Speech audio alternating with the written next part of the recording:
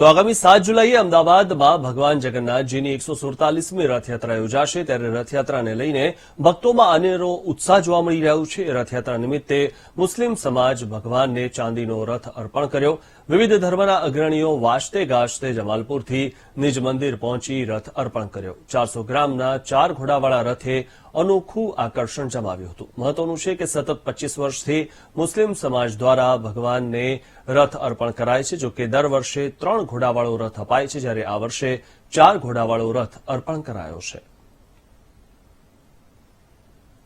7 જુલાઈએ ભગવાન જગન્નાથજીની રથયાત્રા છે। આ રથયાત્રા પહેલાની તમામ તૈયારીઓ પોલીસ વિભાગ હોય કે મંદિર પરિસર કે મંદિરના સંચાલકો હોય તમામ દ્વારા કરવામાં આવી રહી છે। ત્યારે આ રથયાત્રા પહેલા દર વર્ષે જે પ્રકારે કેટલાક સમાજ દ્વારા એક રથ આપીને એકતાનો સંદેશો પાઠવવામાં આવતો છે તે પ્રક્રિયા આજે પણ કરવામાં આવી। અહીંયા જોઈ શકાય છે આ ચાંદીનો રથ, આ રથ તૈયાર કરવામાં આવ્યો છે અને રથ તૈયાર કરીને મંદિરમાં આપવામાં આવ્યો છે। આ મંદિરમાં એક આ દર વર્ષની થતી આ પ્રક્રિયા છે।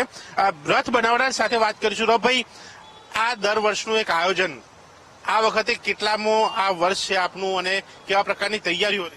આ 25મી રથ છે। એક સિલ્વર જ્યુબલી રેકોર્ડ બનાવવા જઈ રહ્યા છે મુસ્લિમ સમાજ તરફથી ને આ રથની અર્થ એવું છે કે કોમી એકતાની પ્રતીક છે।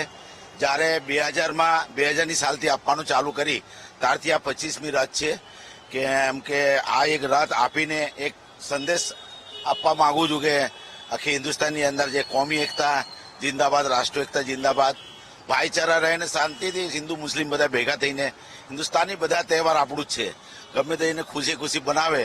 આ પ્રમાણે આ ખુશીથી આપણે બધાને ખુશી મનાવવા અને આપણે એક ઉદ્દેશો છે અને આ રથ મહાન શ્રીને આપીને એક સંદેશ આપવા માંગુ છું।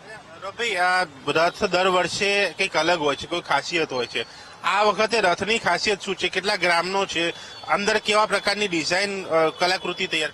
આ વખતે થોડુંક અલગ ડિઝાઇન કરી છે। એમાં 3 ઘોડાનો રથ હોય છે, 2 ઘોડાથી ચાલુ કરી હતી।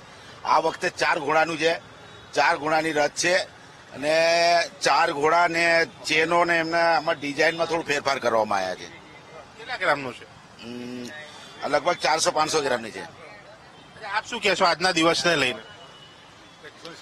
આજે ખૂબ જ મહત્વનો દિવસ છે।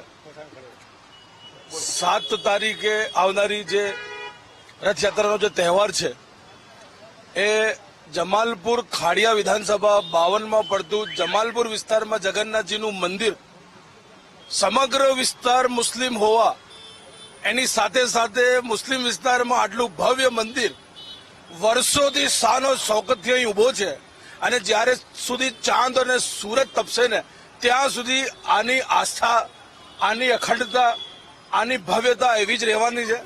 અમે જ્યારે નાના હતા, આજથી 25 વર્ષ પહેલાની વાત કરીએ, ગુજરાતના સામાજિક આગેવાન અબ્દુલ રઉફભાઈ બંગાલી એમની જોડે અમે સંકળાયેલા હતા। જ્યારે નાના હતા ત્યારથી અમે એમની જોડે સંકળાયેલા હતા।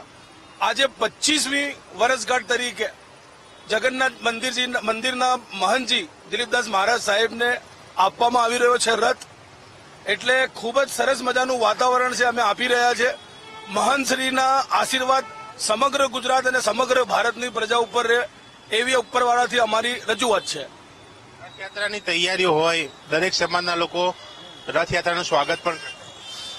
ભગવાન શ્રી જગન્નાથજીની 147મી રથયાત્રા નીકળનાર છે, તે સંદર્ભમાં મુસ્લિમ સમાજ તરફથી ભગવાન શ્રી જગન્નાથજીના મંદિરે એક રથનું આયોજન કરવામાં આવેલું છે, જે આજે 25મું વર્ષથી અમે અર્પણ કરીએ છીએ।